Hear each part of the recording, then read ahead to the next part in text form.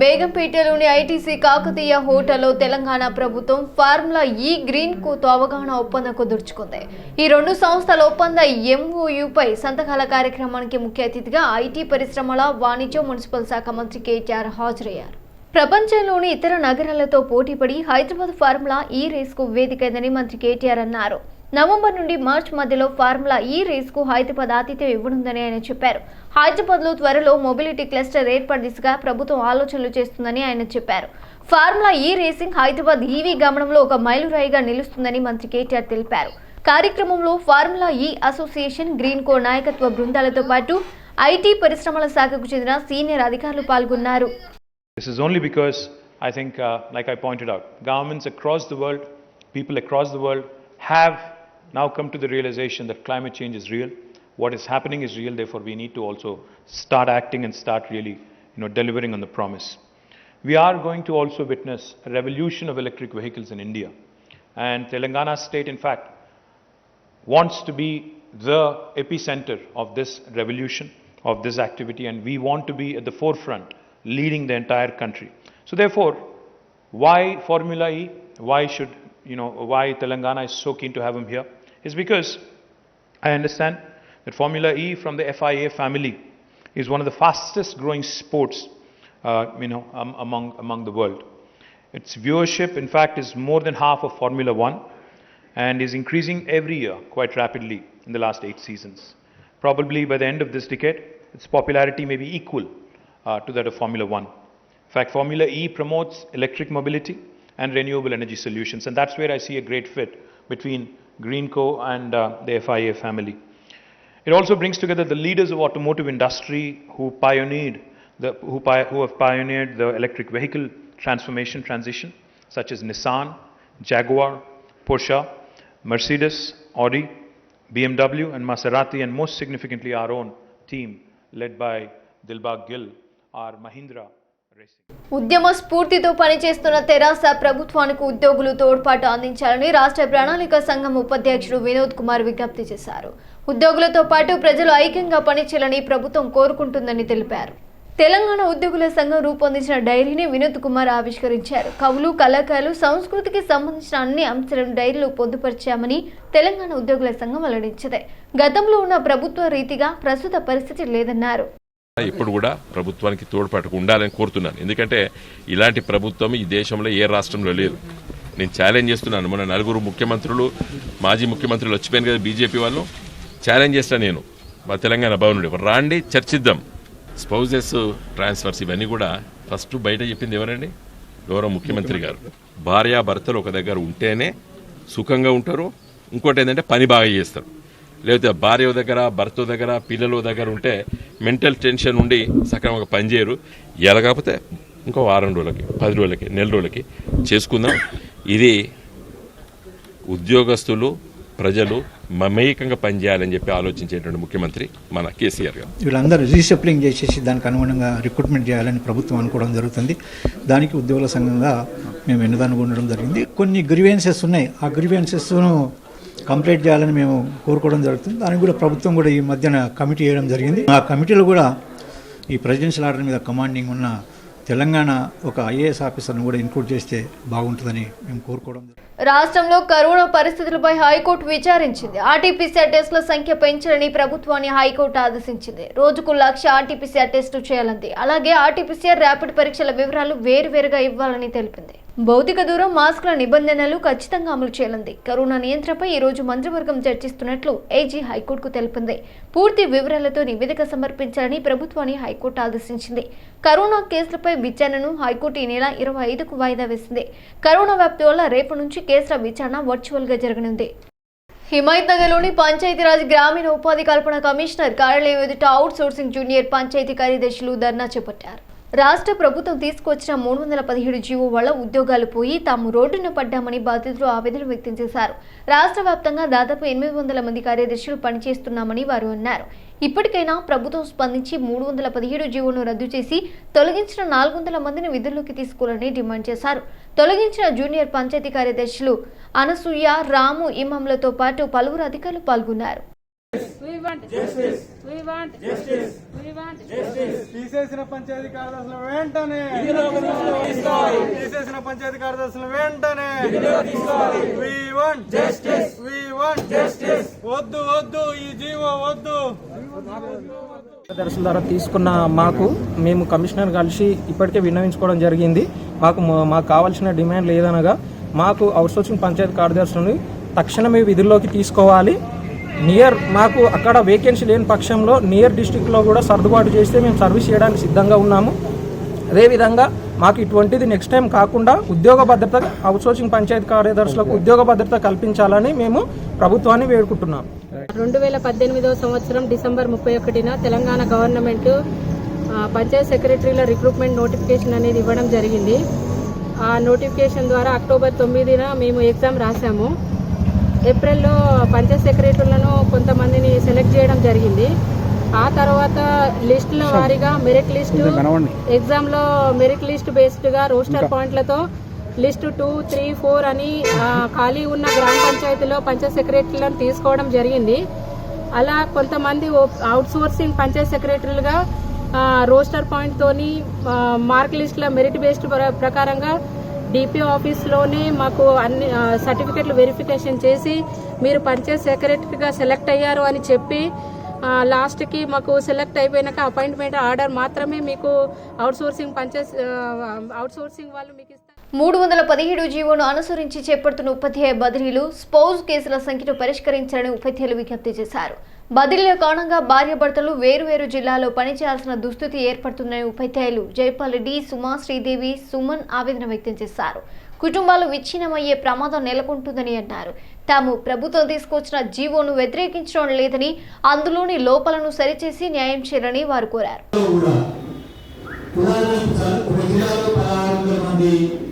పనిచేయాల్సిన పరిస్థితి ఉన్నట్లయితే కేవలం అక్కడ శాంక్షన్ పోస్ట్ ఉంటే కేవలం 14 వర్కింగ్ మాత్రం చూపేది సార్. అంటే ఈ విధంగా ప్రతి కేటగిరీలో కూడా కొన్ని పోస్టులని పక్కన పెట్టడం జరిగింది సార్.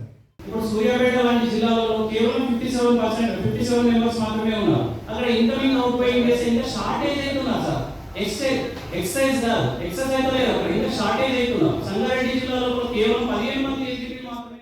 317 జీవో ప్రకారం ఉద్యోగుల విభజన మొత్తం పూర్తయింది. స్పౌజ్ అప్లికేషన్లు అన్ని పరిశీలించిన తర్వాత 1500 మంది భార్య భర్తలు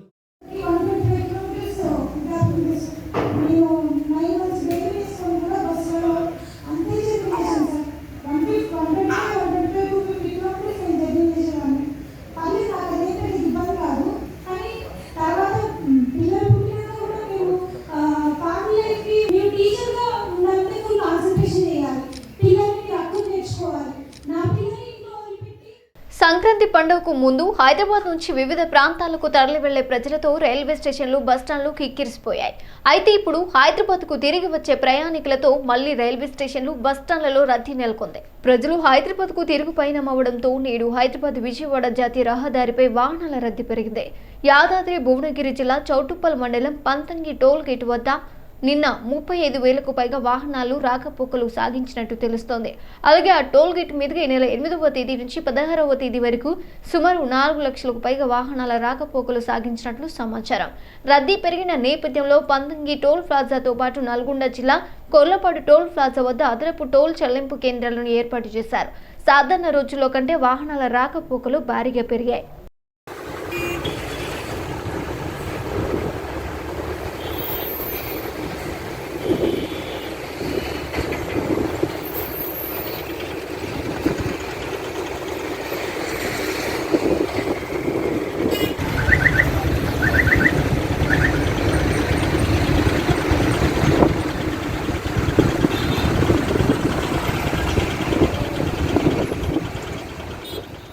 సికింద్రాబాద్ క్లబ్ మూసివేశారు. తదుపరి ఉత్తర్వులు వచ్చేంత వరకు మూసివేయాలని యాజమాన్యం నిర్ణయించింది. అగ్ని ప్రమాదంతో చాలా వరకు నష్టపోయామని యాజమాన్యం చెబుతోంది. క్లబ్ సభ్యులకు సంబంధించిన డేటా సురక్షితంగా ఉందన్నారు. క్లబ్లోని కోల్నాడా bar, billiards room, ball room, main reception నుంచి ఫస్ట్ ఫ్లోర్కు వెళ్లే చెక్క మెట్లు ధ్వంసమయ్యాయి. మెయిన్ హాల్ పూర్తిగా అగ్నికి ఆహుతైపోయింది. క్లబ్కు భారీగా ఆస్తి నష్టం వాటిల్లిందని యాజమాన్యం వెల్లడించింది.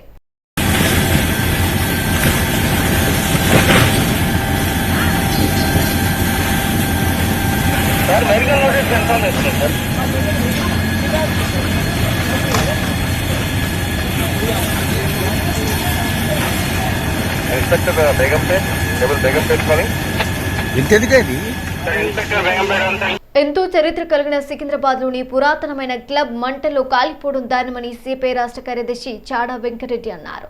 ఈ తరానికి క్లబ్ ఎంతో ఆదర్శప్రాయంగా నిలిచిందని ఆయన చెప్పారు. క్లబ్లో అగ్ని ప్రమాదం జరగడానికి గల కారణాలను తెలుసుకుని ఇక మీదట ఇలాంటి ఘటన జరగకుండా చూడాలని అధికారులను చాడా కోరారు. హైదరాబాద్ నగరంలో సికింద్రాబాద్ క్లబ్ ఒక ప్రత్యేకతను చాటుకున్నది. ఇది 1878లో బ్రిటిష్ కాలంలో నిర్మించబడింది. 22 ఎకరాల విశాలమైన స్థలంలో ఈ భవనం అనేక సంవత్సరాలుగా అనేక మంది క్లబ్ సభ్యులకి అన్ని రకాల వినోద విజ్ఞాన సముపార్జనకు సంబంధించి ఆ క్లబ్ ఇతోధికంగా తోడ్పడింది. 8,000 మంది పార్లమెంట్ సభ్యులు ఉంటే 30,000 మంది పైకి సభ్యులు ఉన్నటువంటి ఆ సువిశాలమైన సికింద్రాబాద్ క్లబ్, దానికి అదే ప్రత్యేకత. అలాంటి క్లబ్లో నిన్న మంటలు రేగడం ఇది ఒక చర్చనీయాంశంగా మారింది. ప్రజల్లో తీవ్రమైన చర్చ సాగుతున్నది.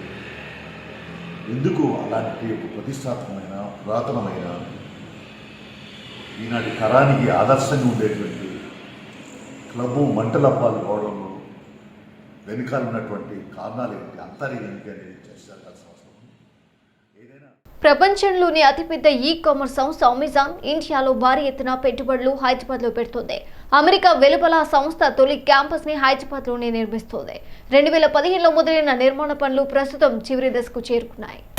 అమెజాన్ సంస్థ హైదరాబాద్లోని గచ్చిబౌలిలో నిర్మిస్తున్న క్యాంపస్ ఉద్యోగులకు సకల సౌకర్యాలు కల్పించింది. 18,00,000 చదరపు అడుగుల సామర్థ్యం కలిగిన ఈ భవనంలో 15,000 మంది ఉద్యోగులు పనిచేసే వీలుంది. ఇక్కడ ఉన్న క్యాంటీన్లో ఒకసారి 27,000 మంది భోజనం చేయొచ్చు. ఈ భవనంలో 49 ఐస్ క్రీమ్ లిఫ్ట్లు ఉన్నాయి. థీమ్ బేస్డ్ గా ప్రతి ఫ్లోర్ ని అందంగా తీర్చిదిద్దారు. ఈ భవనంలో ఉన్న సౌకర్యాలకు సంబంధించి వీడియో విధిగా హల్చల్ చేశారు.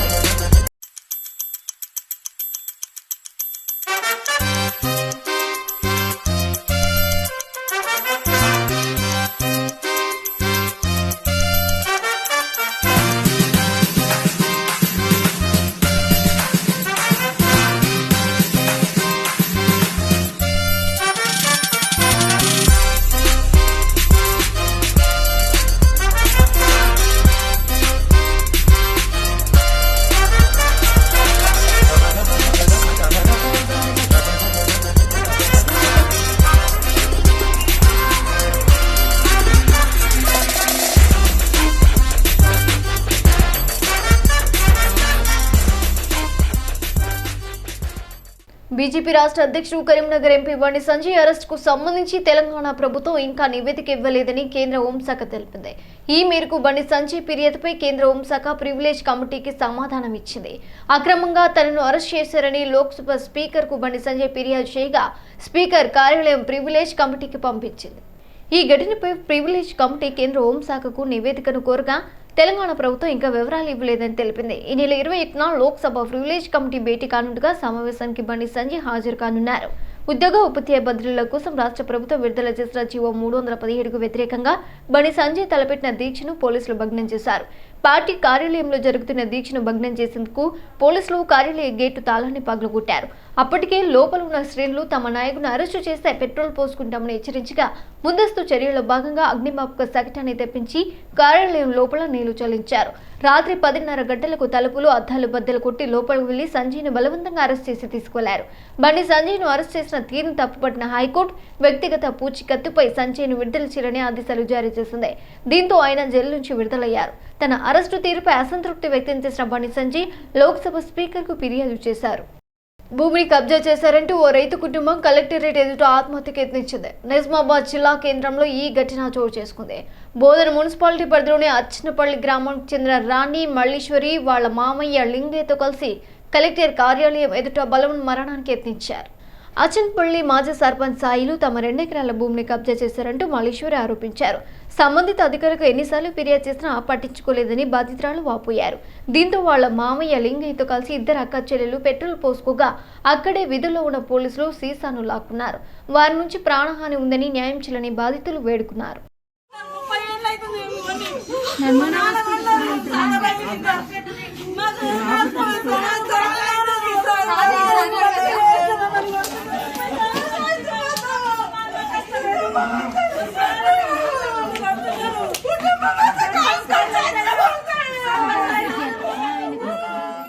సారికి చెప్పినాం సార్. చెప్తే పాస్బుక్లు ప్రజావాణిలో పెట్టుకుంటే వాటిని బీవాటి కేసెస్ కింద పెట్టిరు సార్. రైతు బంధు రైతు బీమా ఏమి పడతలేవు. సర్పంచ్ సాయిల్ ఇంటికి వెళ్ళి మరి పాస్ పుస్తకాలు వచ్చినాయి కదా రిజిస్ట్రేషన్ మాకు చేసి అంటే మేము చేసి మా అన్న దగ్గరికి వెళ్ళామన్నారు. వాళ్ళ అన్న గంగాధర్, ప్రశాంత్, పంటు, సీను, సొమ్మ సాయిలు వీళ్ళందరూ కలిసి మమ్మల్ని దౌర్జన్యంగా పొలంలోకి వెళ్తే వచ్చి మమ్మల్ని కొడుతున్నారు సార్. మమ్మల్ని ఒర్రెలో తొక్కుతున్నారు సార్. వాళ్ళు చంపడానికి చూస్తున్నారు అని పోలీస్ స్టేషన్కి వెళ్ళి కేసు పెట్టినాం సార్.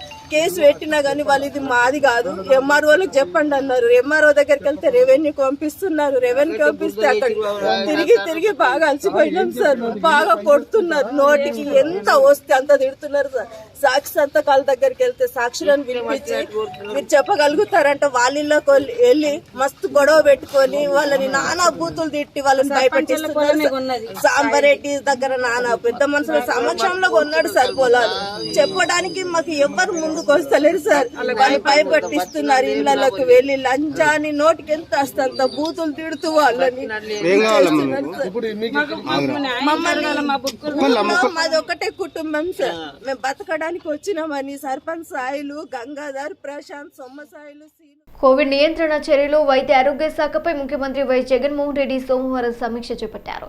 కేసులు పెరుగుతున్న నేపథ్యంలో మరోసారి సీఎం సమీక్ష నిర్వహిస్తున్నారు. డిప్యూటీ సీఎం ఆళ్ల నాని, సమీర్ శర్మ ఉన్నతాధికారులు హాజరయ్యారు. కరోనా నియంత్రణలో భాగంగా ట్రేసింగ్, టెస్టింగ్ పై ఏపీ ప్రభుత్వం కీలక దృష్టి పెట్టింది. ఇప్పటికే ఆక్సిజన్ సహా అన్ని ఏర్పాట్లు చేస్తుంది. రేపటి నుంచి నైట్ కర్ఫ్యూ అమల్లోకి రానుంది. మాస్క్ లేకపోతే జరిమానాతో పాటు ఇతర కోవిడ్ నిబంధనలు కఠినంగా అమలు చేయనున్నారు. ఏపీలో కరోనా కేసులు పెరుగుతున్న నేపథ్యంలో విద్యా సంస్థలకు సెలవులు పొడిగించాలని సీఎం వైఎస్ జగన్ కు టీడీపీ నేత నారా లోకేష్ లేఖ రాశారు. ఈ విషయాన్ని ఆయన తన ట్విట్టర్ ద్వారా తెలిపారు. కోవిడ్ ఒమిక్రాన్ కేసులు పెరుగుతున్న నేపథ్యంలో విద్యా సంస్థల సెలవులు పొడిగించాలని సీఎం జగన్ గారికి లేఖ రాశారు. దేశవ్యాప్తంగా అనేక రాష్ట్రాలు విద్యా సంస్థలకు సెలవులు ప్రకటించాయి. తెలంగాణ, తమిళనాడు, కేరళ రాష్ట్రాలు 2 వారాల పాటు స్కూల్స్ కి సెలవులు ప్రకటించారని గుర్తు చేశారు. 15 ఏళ్లలోపు పిల్లలకు ఇంకా వ్యాక్సిన్ అందుబాటులోకి రాలేదు. థర్డ్ వేవ్ ప్రమాదం పొంచి ఉన్న నేపథ్యంలో విద్యార్థులు, తల్లిదండ్రులు, టీచర్ల ప్రాణాలతో చెలగాటమాడకూడదు. తల్లిదండ్రులను మరింత మానసిక ఆందోళనకు గురి చేయకుండా ప్రభుత్వం తక్షణమే విద్యా సంస్థలకు సెలవులు పొడిగించాలని లోకేష్ కోరారు. ఆంధ్రప్రదేశ్ సిఐడి పోలీసులకు నర్సాపురం ఎంపీ రఘురామకృష్ణంరాజు లేఖ రాశారు. ఇవాళ విచారణకు రాలేకపోతున్నానని తెలిపారు. ఢిల్లీ వెళ్లాక తన ఆరోగ్యం బాగాలేదన్నారు. తనపై నమోదైన కేసుపై హైకోర్టులో రిట్ పిటిషన్ వేశారని లేఖలో ప్రస్తావించారు. ప్రస్తుతం ఈ వ్యవహారం కోర్టులో ఉన్నట్లు వెల్లడించారు. ఈ పరిస్థితుల దృష్ట్యా తనకు 4 వారాల గడువు ఇవ్వాలని సిఐడిని కోరారు. జనవరి 12వ తేదీన హైదరాబాద్లోని వైసీపీ ఎంపీ రఘురామకృష్ణంరాజుకు ఏపీ సిఐడి పోలీసులు నోటీసులు ఇచ్చారు. సీఎం జగన్పై అనుచిత వ్యాఖ్యల కేసులో నోటీసులు ఇచ్చేందుకు హైదరాబాద్ గచ్చిబౌలిలోని ఎంపీ నివాసానికి వెళ్లారు. ఈ నెల 17వ తేదీన విచారణకు హాజరు కావాలని నోటీసులో పేర్కొన్నారు. ముందుగా నోటీసులు తనకి ఇవ్వాలని రఘురామ కుమారుడు కోరగా ఎంపీకే నోటీసులు ఇస్తామని సిఐడి అధికారులు స్పష్టం చేశారు. అనంతరం రఘురామకు నోటీసులు ఇచ్చి అధికారులు వెళ్లిపోయారు. ప్రధానమంత్రి నరేంద్ర మోదీ పంజాబ్ పర్యటనలో తలెత్తిన భద్రతలో లోపంపై విచారణ చేస్తున్న కమిటీ చైర్మన్ కు బెదిరింపులు వచ్చాయి. సుప్రీంకోర్టు నియమించిన కమిటీ చైర్మన్ జస్టిస్ ఇందు మల్హోత్రాను బెదిరిస్తూ ఆడియో విడుదలైంది. విచారణ చేయవద్దంటూ బెదిరిస్తూ సిక్ ఫర్ జస్టిస్ ఎస్ఎఫ్జే సంస్థ ఆడియోను విడుదల చేసింది. ప్రధాని భద్రతా లోపం కేసుకు దూరంగా ఉందని కమిటీ చైర్మన్ ను బెదిరించినట్లు ఆడియోలో ఉంది. గతంలోనూ పలువురు సుప్రీంకోర్టు జడ్జీలను ఈ ఎస్ఎఫ్జే సంస్థ బెదిరించింది. ఈ నెల 5న పంజాబ్లోని ఫిరోజ్పూర్ కు ప్రధాని వెళ్తుండగా అడ్డగించిన ఘటనపై సుప్రీంకోర్టు 5 సభ్యులతో కూడిన కమిటీని ఏర్పాటు చేసింది. కరోనా రక్కసి ప్రపంచంపై దాడి చేసిన తర్వాత ఎంతో మంది అనాథలుగా మారారు. ముఖ్యంగా తల్లిదండ్రులను కోల్పోయిన పిల్లల భవిష్యత్ అగమ్య గోచరంగా మారింది. ఈ క్రమంలో జాతీయ బాలల హక్కుల పరిరక్షణ కమిషన్ ఎన్సిపిసిఆ తన తాజా నివేదికను సుప్రీంకోర్టుకు సమర్పించింది.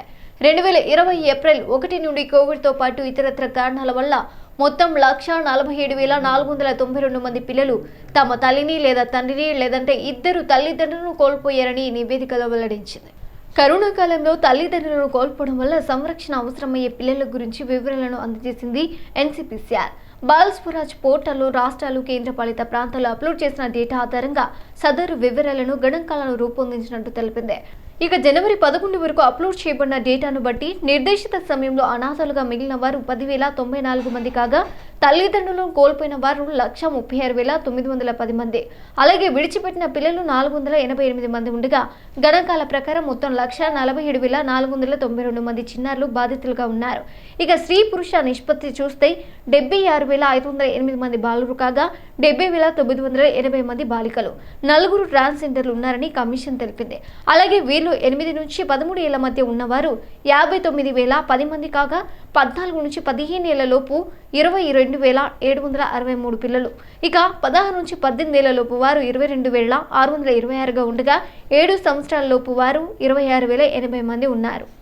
కమిషన్ తెలిపిన వివరాలను బట్టి వీరిలో కొందరు ఒంటరి తల్లిదండ్రులతో ఉంటుండగా కొందరు బాలల గృహాలు, ఓపెన్ షెల్టర్ హోమ్లో, అబ్జర్వేషన్ హోమ్స్లో, అనాథ శరణాలయాలు, దత్తత ఏజెన్సీలో, వివిధ హాస్టళ్లలో ఉంటున్నారు.